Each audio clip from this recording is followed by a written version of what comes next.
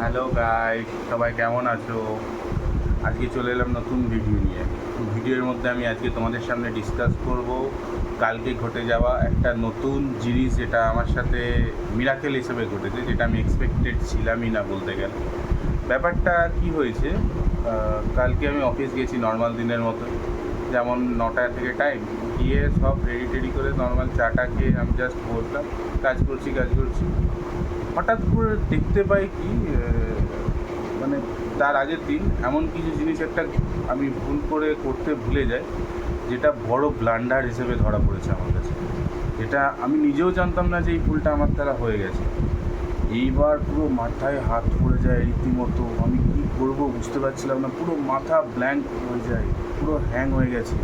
যেটা তোমাদের মানে ওই মুহূর্তে যে সিচুয়েশন আমার সাথে ঘটেছে, যেটা আমি কথায় বা ভাষায় বলে বোঝাতে পারবো না। কিন্তু তখন আমাকে তো আমার ম্যানেজারকে বলতেই হবে, কারণ বাঁচানোর থাকলে উনিই বাঁচাবে, ছাড়লে উনিই ছাড়বেন, যা পারার ওনাকেই করতে হবে। তো আমি নিজে সাহস পাচ্ছিলাম না কীভাবে ম্যানেজারকে এই ব্যাপারটা শেয়ার করব।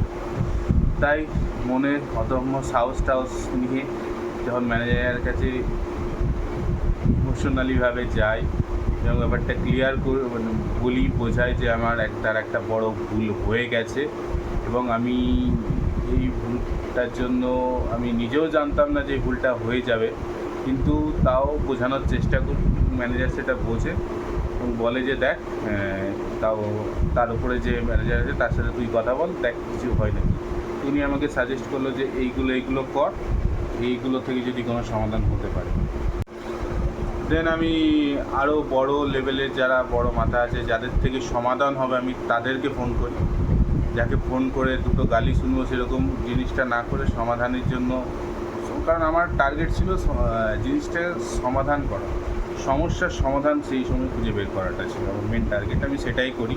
যাকে বললে প্রবলেমটা আরও বড় করে ধরা পড়বে, সেটা আমার মোটেও টার্গেট ছিল না। হ্যাঁ, ঝাড় খেতে হলে খাবো, কিন্তু সমস্যার তো সমাধান চাই। সে কোম্পানি হোক বা ঘর, একটা তো রেসপন্সিবিলিটি আমাদেরও আছে। যেরকম বাড়ির ওপর আমাদের আছে, যেরকম কোম্পানির ওপর আমাদের একটা রেসপন্সিবিলিটি আছে। তো সেটাই আমি করার চেষ্টা করি। এবং আমার কালকে এমন একটা মিরাকেল হয় যে আমাকে কেউ ছাড়েনি, কেউ গালিও দেয়নি বা কেউ কিছু কথাও শোনায়নি। সব কিছু ঠান্ডা মাথায় সবাই ব্যাপারটা বোঝে এবং আমাকে কেউ কিছু বললো না, আর সমস্যাটা সমাধান হয় এন্ড অফ দ্য ডে। আর আমি খুবই খুশি এই জিনিসটা আমার সাথে হয়েছে, তাই এটা তোমাদের কাছে বলার চেষ্টা করলাম। হয়তো বা তোমাদের সাথেও এরকম ঘটনা ঘটেছে। যদি এরকম ঘটনা তোমাদের সাথেও যদি ঘটে থাকে, তাহলে কিন্তু কমেন্টে জানিও, আমি সেটার ওয়েট করব।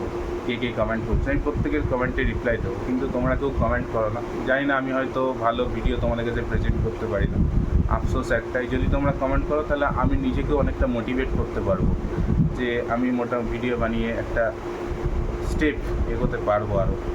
যাই হোক, যদি ভিডিও ভালো লাগে তাহলে আমার চ্যানেল অবশ্যই সাবস্ক্রাইব করবে, আর খারাপ লাগলেও সেটা অবশ্য জানাবে। আর আজকের মতো টাটা, দেখা হচ্ছে নেক্সট ভিডিওতে।